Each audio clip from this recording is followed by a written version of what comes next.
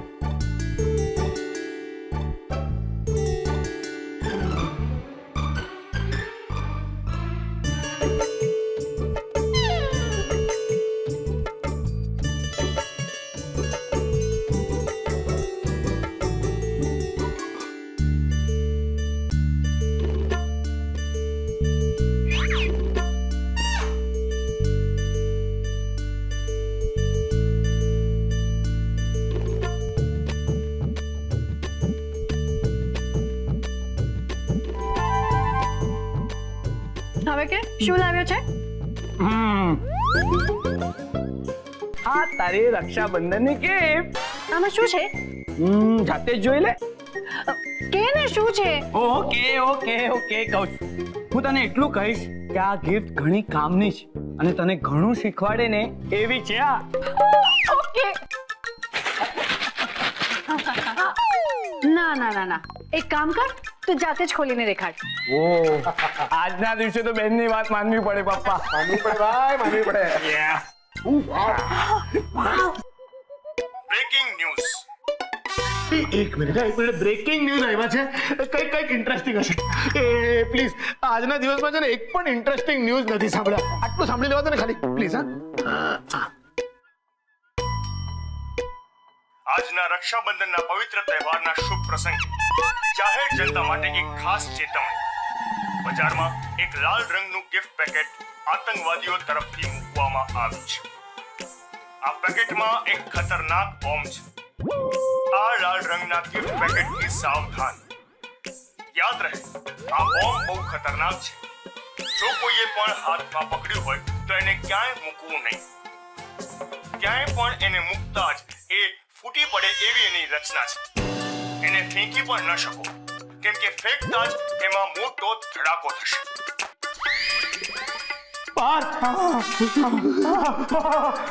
આની અંદર ક્યાંક બોમ્બ તો નથી ને? અરે નથી. શું? દીવા, મને તો લાગે છે કે બોમ્બ આની અંદર જ છે.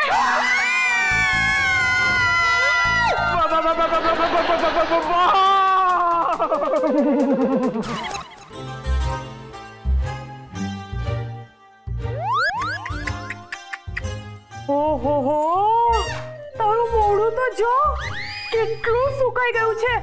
એકદમ ફાટી ગયેલા પતંગ જેવું લાગે છે. પાર્થ, કેમ આટલો ટેન્સ લાગે છે તું? અરે આટલો ટેન્સ તો તું ત્યારે પણ નહોતો જ્યારે તે મને પ્રપોઝ કર્યું હતું. ત્યારે મને ક્યાં ખબર હતી કે હું એક બોમ્બ જોડે ડીલ કરું છું. એટલે તે મને બોમ્બ કહ્યું? વખાણ મારી ચા વખાણ કરું છું. જેમ શ્રીદેવી નવી હતી ને ત્યારે મેગેઝિન વાળા અને ન્યૂઝપેપર વાળા એને વખાણમાં સાઉથનો બોમ્બ કહેતા, એવી જ રીતે તું મારા ઘરનો બોમ્બ. Oh, thank you. પણ શું પણ? તારું મોઢું જોઈને તો નથી લાગતું કે તું મારા વખાણ કરી રહ્યો છે. એમ તો આ રૂપાળા ગિફ્ટ પેક ને જોઈને ક્યાં લાગે છે કે આમાં બોમ્બ હશે? ઓહો પાર્થ, નહીં પણ હોય, ગેરસમજ થઈ હોય કે આમાં બોમ્બ છે. લાવ આને બાજુ પર મૂકી દઉં છું. શું કરે છે ગાંડી? શું કરે છે તું? આ ગિફ્ટ બાજુમાં મૂકતી હતી. અને કેટલી વાર કહું કે આ ગિફ્ટ નથી. અરે આને આમ બાજુ પર પણ ન મૂકી શકાય કે આમ હલાવી પણ ન શકાય, ફૂટી શકે છે. અને પછી આ ગિફ્ટ કરતા પણ મારા નાના ટુકડા થઈ જશે જે તું નહીં જોઈ શકે.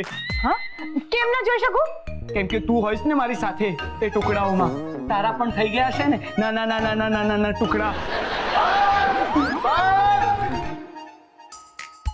પાર્થ બેટા, અત્યારે આ રૂમમાંથી મને એક ભયાનક ચીજ સંભળાઈ. મેં પાડી હતી મેં. અરે પણ થયું શું? આ ચારુ હમણાં અમને બંનેને એકમાંથી અનેક કરવા માંગતી હતી. ચારુ બેટા, અત્યારે આ બધી રમત રમવાનું મૂકો ને, પેલા બોમ્બનું ટેન્શન તો પતવા દો. અને ક્યારે પતશે આ? મમ્મી, આ દિશા અત્યારે ક્યાં છે? અરે એ તો હજી એનો ફોન જ શોધી રહી છે. ઓહો, કેવી બેન મળી છે મને. દર વર્ષે વચન આપે છે કે ભાઈની રક્ષા કરીશ, પણ જ્યારે જરૂર છે ત્યારે જ નથી. પાર્થ, રક્ષા કરવાનું વચન ભાઈ આપે, બેન નહીં. ઓહો મમ્મી, જમાનો કેટલો આગળ નીકળી ગયો છે. અમુક કામ પુરુષો જ કરે, અમુક કામ સ્ત્રીઓ જ કરે. હવે એવું બધું નથી રહ્યું. હા બેટા, સાચી વાત છે. અને અમુક લોકો તો એવા પણ છે જે કઈ જ કામ નથી કરતા. કરેક્ટ. દીવા, તમે શું કામ તમારી પર્સનલ વાત કરો છો અત્યારે? તમે કઈ કામ નથી કરતા એ બાબતે કોઈએ કઈ કહ્યું? હું મારી વાત નથી કરતો વિદ્યા. એક મિનિટ. તે હમણાં એવું કેમ કીધું કે હું કઈ જ કામ નથી કરતો? મમ્મી પપ્પા પ્લીઝ, તમને બંનેને ઝઘડવાનો આ જ સમય મળ્યો છે. 1 PM.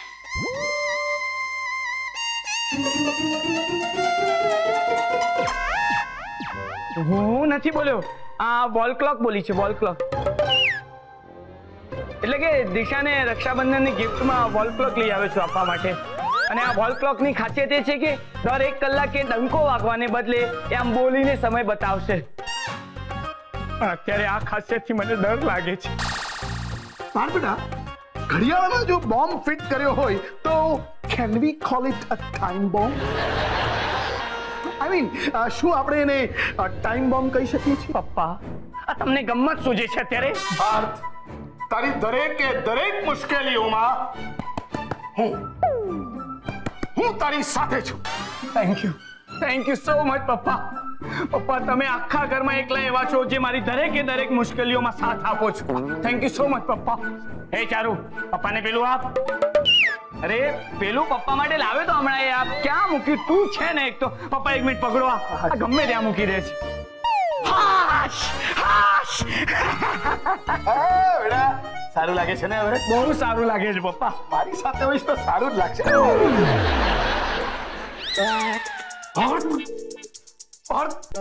બહુ મોટી ચીટિંગ કરી બેટા, તે બહુ મોટી ચીટિંગ કરી તારા બાપ સાથે. બેટા, મને શું કામ પકડાવી દીધું? પપ્પા, તમે તો હમણાં કહ્યું પાર્થ, હું તારી દરેક મુશ્કેલીમાં સાથ આપીશ. એવું ક્યારે બોલ્યો? એટલે હા, હું એવું બોલ્યો, પણ હું જરાય સિરિયસ નહોતો બેટા. પણ હું તો સિરિયસ હતો ને. કઈ વાંધો નહીં, હવે સિરિયસ થઈ ગયા ને? હા, હું બોલે તું વિદ્યા. બરાબર પકડો. હા પાર્થ, આ જો તારા પપ્પાનો ચહેરો કેટલો સિરિયસ લાગે છે. ખરેખર હવે સિરિયસ થઈ ગયા છે. હા, ખરેખર પપ્પા, આવી મજાક નહીં કરવાની. કોઈએ પપ્પા જોડે આવી મજાક નહીં કરવાની. જો હવે આપણે લોકો છીએ ને કંઈક કરો. હા પપ્પા, અમે લોકો એ જ કંઈક કરીએ, એ જ વિચારીએ છીએ, એટલે હું હાથ આગળ લાવ્યો છું. હવે છે ને અમે લોકો અહીંયાથી જઈએ છીએ. કંઈક કરો.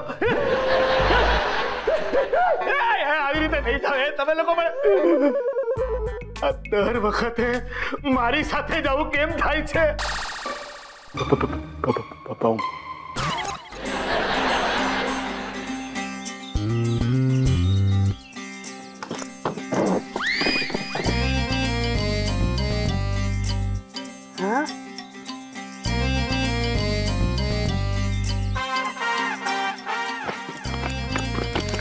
છે